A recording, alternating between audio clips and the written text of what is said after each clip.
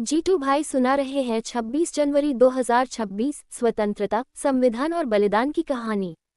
जीतू भाई 25 जनवरी 2026 की रात सो नहीं पाए।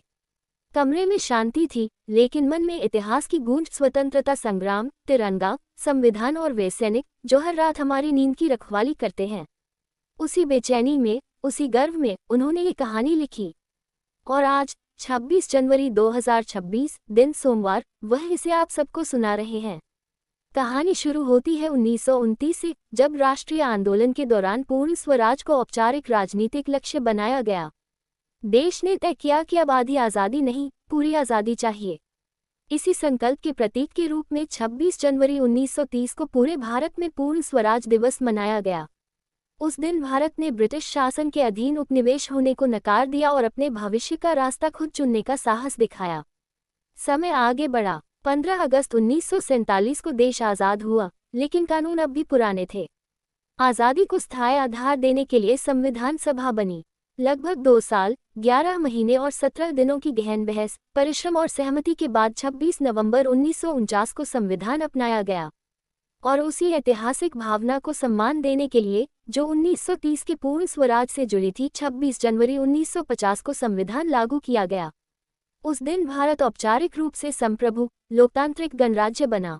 बाद में 1976 के 42वें संशोधन से समाजवादी और धर्मनिरपेक्ष शब्द जुड़े और संविधान ने भारत की आत्मा को और स्पष्ट किया। जीतू भाई कहते हैं, 26 जनवरी केवल परेड का दिन नहीं है। ये दिन कानून के राज, नागरिक अधिकारों और कर्तव्यों की याद दिलाता है। ये दिन बताता है कि हम सब बराबर हैं और तिरंगा हम सबका है। लेकिन इतिहास केवल किताबों में नहीं रहता, वो वर्तमान में भी बोलता है। 14 फरवरी 2019, पुलवामा, जब देश ने अपने 40 वीर जवानों को खोया, पूरा भारत शोक में डूब गया।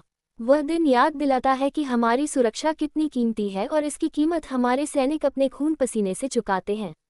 उसके बाद देश ने आतंक के विरुद्ध दृढ़ और जिम्मेदार कदम उठाए, ताकि संदेश साफ रहे कि भारत अपने नागरिकों और सैनिकों की रक्षा के लिए प्रतिबद्ध है।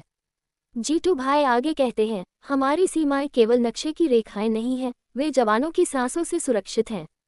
कश्मीर की वादियां, पहलगाम, लिद्दर नदी के किनारे बसा वह ऐतिहासिक स्थल जहां संस्कृति, आस्था और सामरिक महत्व एक साथ मिलते हैं।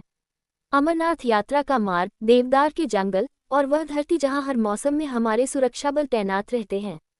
हाल के वर्षों में सुरक्षा को और सुदृढ़ किया गया, क्योंकि हर तीर्थयात्री, हर पर्यटक, हर नागरिक की सुरक्षा हमारी प्राथमिकता है।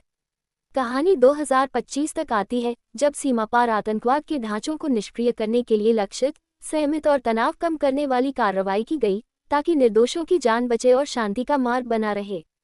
जीतू भाई साफ कहते हैं, भारत की ताकत उसकी जिम्मेदारी में है। उसकी कार्रवाई रक्षा के लिए होती है, न कि अंधे प्रतिशोध के लिए। और फिर कहानी लौटती है आज पर, 26 जनवरी 2026। राष्ट्रगान की धुन, लहराता तिरंगा और दिल में वही संकल्प, संविधान का सम्मान, लोकतंत्र की रक्षा और सैनिकों के प्रति कृतज्ञता। जीतू भाई की आंखें नम हैं, पर आवाज दृढ़, क्योंकि यह कहानी गुस्से की नहीं, सम्मान और संकल्प की है। अंत में जीतू भाई कहते हैं, आज हम सब मिलकर अपने सभी सैनिकों को दिल से सलाम करते हैं।